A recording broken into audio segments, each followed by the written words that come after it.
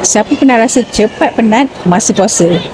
Kadang baru pukul 10-11 pagi tapi dah mengantuk, badan tak ada tenaga. Padahal sahur tu dah makan. Jom cek masa sahur korang ambil banyak makanan berkarbon ke ataupun tidak. Macam ambil nasi, roti, biskut.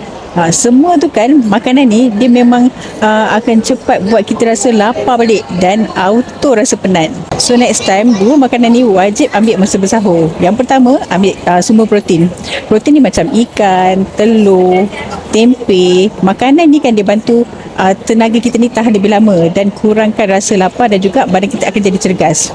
Dan yang kedua, makanan yang tinggi vitamin B. Contoh, ambil sayuran hijau, kentang, pisang dan semua ni bantu tukar makanan kita ni untuk jadi tenaga dan kurangkan rasa penat.